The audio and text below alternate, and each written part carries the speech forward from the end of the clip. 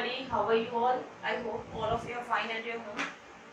So today we are going to discuss about animal kingdom. We have already started this new chapter, animal kingdom, and we have done some basic or fundamental points that are necessary to classify animals. Animals की classification में कुछ important points थे जो हम कर चुके थे. उनमें से हमने सीलोम को पढ़ा था, है ना, उसमें हमने सिमेट्री पढ़ी थी, उसमें हमने लेवल पढ़ा था, cellular level of organisation, cells कैसे अरेंज होती है, tissue level of organisation, organ level of organisation and organ system level of organisation. ये सब चीजें हमने कर ली थी. उसमें कुछ एक दो चीजें बाकी थी, वो हम इस वीडियो में करने जा रहे हैं. So let's get into it और देखते हैं वो चीजें क्या क्या है. एनिमल किंगडम का ही पार्ट है ये, ठीक है. फिर आता है नेक्स्ट सेगमेंटेशन. सेगमेंटेशन कैसे होता है? कई एनिमल्स में सेगमेंट्स में डिवाइड होती है बॉडी. वो कैसे डिवाइड होती है? मेटामेरिज्म भी बोलते हैं उसको, ठीक है.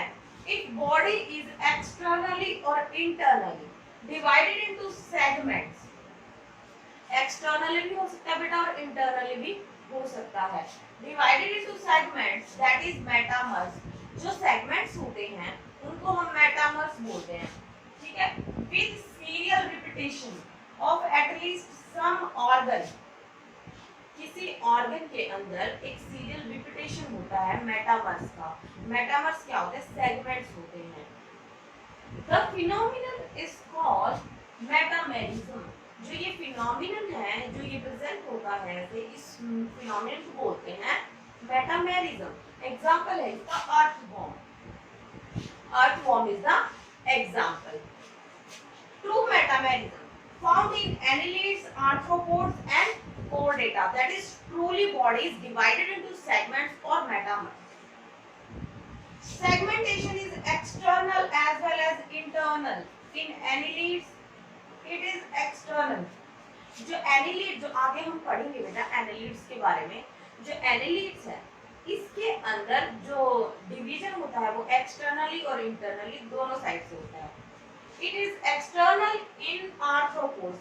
और जो आर्थ्रोपोड्स होते हैं उनके अंदर सिर्फ एक्सटर्नल डिवाइड होता है, इंटरनली नहीं होता है. एंड इंटरनल इन कोर्डेट, और कोर्डेट में जो डिवीजन होता है वो इंटरनली होता है. आया आपको समझ में? जो डिवीजन होता है वो एनिलिड्स में तो बाहर से भी होता है और अंदर से भी होता है. जो आर्थ्रोपोड्स होते हैं ना उसमें क्या होता है कि बाहर से डिवीजन होता है, अंदर से नहीं होता है. और जो कोर्डेट्स होते हैं उनमें अंदर से डिवीजन होता है, बाहर से नहीं होता है. यही बात बताई गई है. इस एक लाइन में 3 पॉइंट कवर हो रहे हैं, तो you have to remember it and make note smartly. Pseudometamerism. Pseudometamerism क्या होता है बेटा? Found in tapeworm. टेपवर्म के अंदर पाया जाता है जहां पे भी सूडो नाम आ जाए, इसका मतलब नकली या झूठा, ठीक है. The प्रोग्लोटिस segment of tapeworm. प्रोग्लोटिस होता है बेटा, सॉरी, प्रोग्लोटिड्स होते हैं जो कि सेगमेंट ऑफ टेपवर्म होता है. जो टेपवर्म होता है ना, एक टाइप का वर्म होता है, उसके अंदर सेगमेंट होता है, ठीक है. The proglottids budded off from neck. Neck से बडिड ऑफ हो जाते हैं. Not in embryonic origin. Embryonically originate नहीं होते हैं, वो नेक से बडिड ऑफ होके बनते हैं, ठीक है. आया आपको समझ में? जन्म से नहीं होते उसके पास, ये नेक रीजन से बडिड ऑफ होकर वो बनते हैं segments. Notochord. Next point is notochord. What is notochord? Notochord is a rod-like structure formed during the embryonic development on the dorsal side. Embryonic development के दौरान rod-like structure form हो जाता है, ठीक है. embryonic development के दौरान on the dorsal side, dorsal side के ऊपर. It is mesodermally derived. mesodermally originate होती है ये, ठीक है. It is mesodermally originate. Non-chordates, जो non-chordates होते हैं, do not have notochord. Example, Poriferae, echinoderms. इनके पास notochord नहीं होती है. You get my point? What is notochord? It is a rod-like structure develops in the embryonic stage and present at the dorsal side. Okay.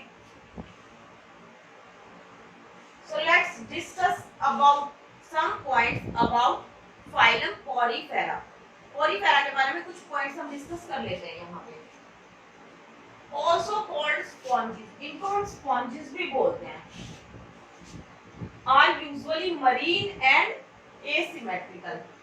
Marine होते हैं बेटा और asymmetrical होते हैं, ये कट नहीं सकते। जो सिमेट्री पढ़ी थी उसमें हमने पढ़ा था ना एसिमेट्रिकल क्या होते हैं, किसी भी प्लेन से काट लो ये ढंग से कटेंगे ही नहीं, दो इक्वल हाफ हमें मिलेंगे ही नहीं, so that's why we call it asymmetrical. Have cellular level of organisation, जो हमने लेवल ऑफ ऑर्गेनाइजेशन पढ़ा था उसमें देखा था हमने, first one is cellular level of organisation and diploblastic in nature, यानी कि 2 लेयर से बना होता है, डिप्लोब्लास्टिक 3 लेयर से बना होता है, triploblastic. Food gathering, respiratory exchange and removal of waste, ये सब प्रोसेसेस किस चीज के द्वारा होती हैं, occurs through the water canal system, water canal system के द्वारा ये सब चीजें परफॉर्म की जाती हैं। Digestion is intercellular, okay, ostia minute pores on the body, जो उसकी बॉडी होती है उसके ऊपर कुछ माइन्यूट पोर्स होते हैं, उन पोर्स को हम क्या बोलते हैं, ओस्टिया बोलते हैं। और जो कैविटी होती है बॉडी की उसको क्या बोलते हैं, स्पोंजोसील, स्पोंजोसील बोलते हैं बॉडी कैविटी को, और उसकी बॉडी के ऊपर छोटे छोटे छेद होते हैं उनको हम बोलते हैं ostia. Osculum help in H2O transport, जो ऑस्कुलम जो अपर साइड पे जो ओपन उसका माउथ लाइक स्ट्रक्चर होता है उसको ऑस्कुलम बोला जाता है। जब हम डायग्राम करेंगे हम सारी चीजें पढ़ेंगे और अच्छे से समझ में आएगा। अभी आप सिर्फ पॉइंट देख सकते हैं जो कि H2O ट्रांसपोर्ट में हेल्प करता है, कौन करता है बेटा, ऑस्कुलम। अब आते हैं body form, body form vary करती है, some are vase like, flat, globular और इरेगुलर। कुछ वास्क लाइक होते हैं, कुछ फ्लैट होते हैं, कुछ ग्लोबुलर, फ्लैट और ग्लोबुलर होते हैं, और कुछ इरेगुलर शेप के होते हैं। शेप इसकी वेरी करती है, बॉडी फॉर्म्स वेरी करती हैं। देन जर्म लेयर हमने अभी पढ़ा था, it is diploblastic, okay, they are diploblastic in origin, that is ectoderm and endoderm are present. Body wall, body wall कैसी होती है, कुछ स्पेशल टाइप की होती है। Body consist of 2 imperfect layer, imperfect सी 2 लेयर होती है बॉडी के ऊपर, ठीक है। आउटर डर्मल लेयर और पिनेकोडर्म, जो बाहर की लेयर होती है उसको तो पिनेकोडर्म बोलते हैं, एंड इनर कोइनोसाइटिक लेयर, जो अंदर की तरफ लेयर होती है ना उसको इनर कोइनोसाइटिक लेयर बोलते हैं। The outer layer is consist of pinacocytes, जो बाहर एक लेयर होती है उसके ऊपर पिनेकोसाइट्स होते हैं, उन सेल्स को पिनेकोसाइट्स बोला जाता है। आउटर डर्मल लेयर और पिनेकोडर्म्स, और इनर कोइनोसाइटिक लेयर, अंदर की तरफ कोइनोसाइटिक लेयर होती है। The outer layer is consist of pinacocytes और पोरोसाइट्स, पोरोसाइट भी होते हैं और पिनेकोसाइट्स भी होते हैं। अब हम जब डायग्राम करेंगे ना तो हमें और अच्छे से समझ में आएगा, ठीक है। I hope it is clear to everyone. Segmentation क्या होती है, मेटामेरिज्म क्या होते हैं, मेटामर्स क्या होते हैं, ट्रू मेटामेरिज्म और जो सिंपल मेटामेरिज्म होता है वो क्या होता है, नोटोकोड क्या होती है, most important, and phylum Porifera हमने स्टार्ट कर दिया है, ठीक है। तो उसके हमने कुछ पॉइंट्स पढ़े हैं, आई होप वो भी क्लियर हो गए होंगे आपको। So let's get into another slide.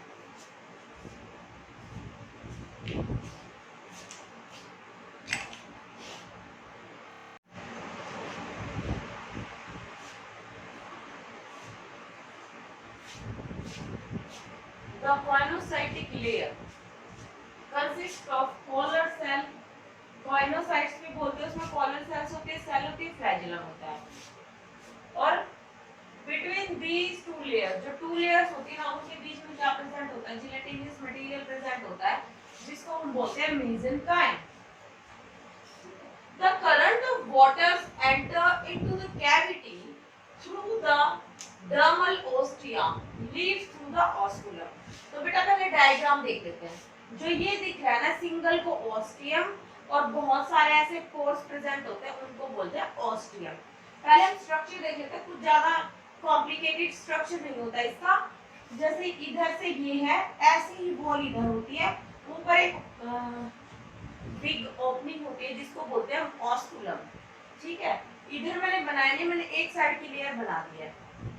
बीच में जो कैविटी होती है उसको बोलते हैं बेटा स्पोंजोसील, स्पोंजोसील कैविटी बोलते हैं। तो जो बाहर जो लेयर होती है उसमें क्या क्या चीजें प्रेजेंट होती हैं। सबसे पहले तो हम देख लेते हैं स्क्वाइनोसाइट सेल को, जिसमें क्या होता है, ये सेल है, ये न्यूक्लियस है यहाँ पे, this is flagellum and this is collar cell, ये स्ट्रक्चर है। Water will enter through these ostium, porocyte जो सेल होती है वहां से, हमने पढ़ा है ना बॉडी के ऊपर छोटे छोटे पोर होते हैं, इधर से भी एंटर करेंगे, इधर से भी एंटर करेगा वाटर, वाटर करंट एंटर करेगा। बाहर कहां से जाएगा, ऑस्कुलम में से, ऑस्कुलम में से out of the body cavity water चला जाएगा। इस तरह से ये प्रेजेंट होता है। These are पिनेकोसाइट्स, बीच में जो दोनों लेयर के बीच में जो स्पेस होता है उसके अंदर कुछ जिलेटिनस मटेरियल प्रेजेंट होता है, दैट इज मेसेनकाइम। मेसेनकाइम के अंदर स्पिक्यूल्स और कुछ ऐसे स्केलेटल सेल्स प्रेजेंट होते हैं जो उसकी बॉडी को एक शेप प्रोवाइड कराते हैं। ठीक है, so this is all about the sponges, structure of sponges. So let's get into its detail.